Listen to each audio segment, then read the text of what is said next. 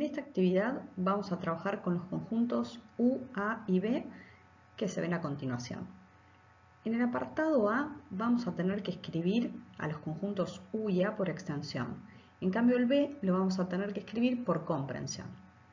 En el ítem B vamos a tener que hallar algunas de las operaciones entre estos conjuntos. En el punto C vamos a tener que calcular algunos cardinales. Y por último, en el punto D vamos a tener que indicar si estas afirmaciones son verdaderas o falsas. Comencemos entonces a resolver el apartado A de esta actividad. En principio, lo que tenemos que hacer es definir el conjunto U por extensión. ¿Qué significa esto? Que tenemos que identificar específicamente quiénes son los elementos del conjunto U. Por el momento lo que sabemos es que el conjunto U está constituido por elementos que pertenecen a los números naturales. Pero además tienen que cumplir la condición de ser menores o iguales a 15. Es decir, que el conjunto U va a quedar conformado por los elementos naturales del 1 al 15. Algo parecido vamos a hacer con el conjunto A para definirlo por extensión. Lo que sabemos es que el conjunto A tiene elementos que son del conjunto U, es decir, que van a estar entre estos 15 elementos.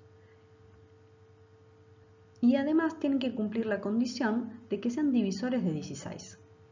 De estos 15 elementos, solamente el 2, el 4 y el 8 son divisores del 16. Entonces, podemos definir por extensión el conjunto A de la siguiente manera. Por último, vamos a tener que escribir al conjunto B por comprensión. Es decir, vamos a tener que describir alguna propiedad que caracterice de manera exacta a los elementos del conjunto B, que son 2, 4, 6 y 8. ¿Qué podemos decir entonces? Que el conjunto B está constituido por elementos que pertenecen al conjunto U, que son pares, y a su vez son menores o iguales a 8. Esta es una forma de escribir al conjunto B por comprensión. Se podría escribir de otra manera, pero lo importante es que la propiedad que uno describa caracterice de manera exacta a los elementos 2, 4, 6 y 8, ni uno más ni uno menos.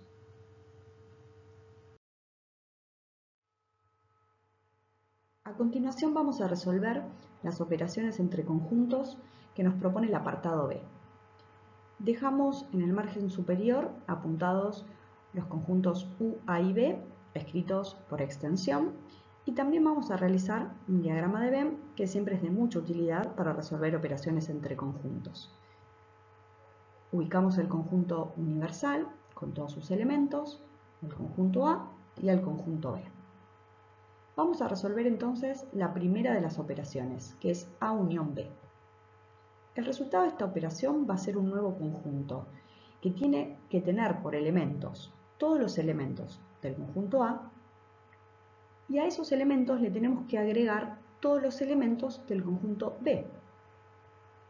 Si escribimos por extensión, este conjunto va a estar constituido por los elementos 2, 4, 6 y 8.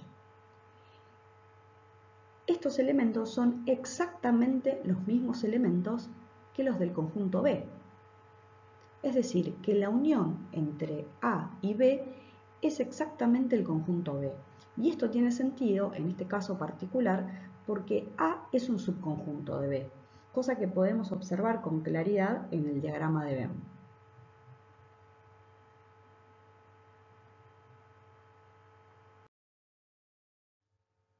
Seguimos resolviendo entonces las operaciones que nos propone este apartado. En este caso vamos a resolver la intersección entre el complemento de B y el conjunto A. En primer lugar, lo que tenemos que determinar es quién es el complemento de B.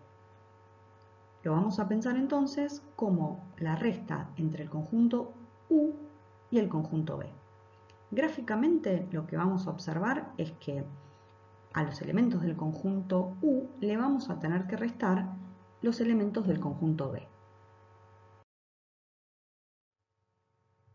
Vemos resaltado en amarillo entonces quiénes son los elementos del complemento de B. Los escribimos por extensión y ahora vamos a resolver la intersección entre el complemento de B y el conjunto A. Si observamos los conjuntos escritos por extensión, vemos que no hay elementos en común. Lo mismo podemos ver de una manera quizás más clara que la zona resaltada en amarillo no tiene nada en común con el conjunto A.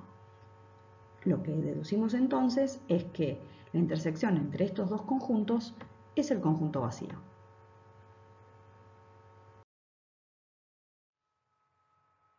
Resolvamos ahora la tercera y última operación de este apartado. Lo primero que vamos a observar es que realizar la operación B unión A es equivalente a realizar la operación A unión B.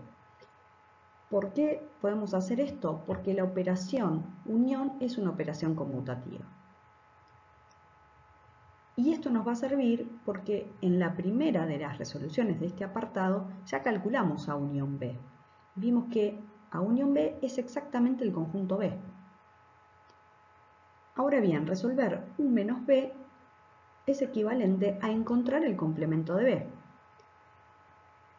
Y esto ya lo resolvimos en la segunda de las resoluciones. Es más, lo dejamos resaltado en amarillo. En definitiva, esta tercera operación da como resultado el complemento de B.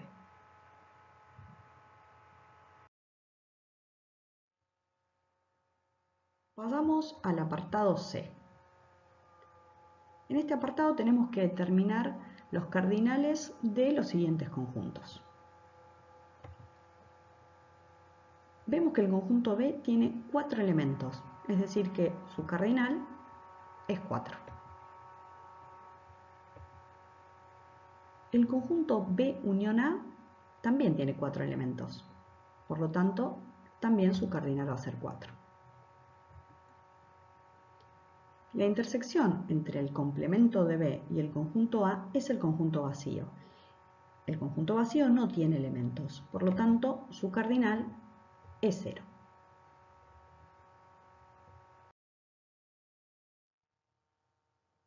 Vamos a resolver ahora el apartado D. Vamos a tener que indicar si estas afirmaciones son verdaderas o falsas. El primero de estos puntos afirma que 6 pertenece al conjunto A. Veamos quién es el conjunto A. Es el conjunto constituido por los elementos 2, 4 y 8. Es decir que el 6 no es un elemento de este conjunto. Por lo tanto, esta afirmación es falsa.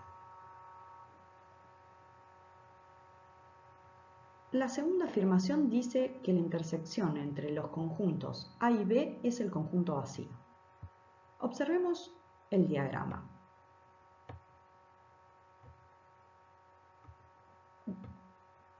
Vemos que todos los elementos de A también son elementos de B. Es más, la intersección entre el conjunto A y B es exactamente el conjunto A. Por lo tanto, la intersección es distinta del conjunto vacío. Esta afirmación resulta ser falsa. La tercera afirmación dice que el conjunto A está contenido o incluido en el conjunto B. Del diagrama podemos observar que todos los elementos del conjunto A también son elementos del conjunto B. Dicho de otro modo, A es un subconjunto de B. Entonces esta afirmación resulta ser verdadera.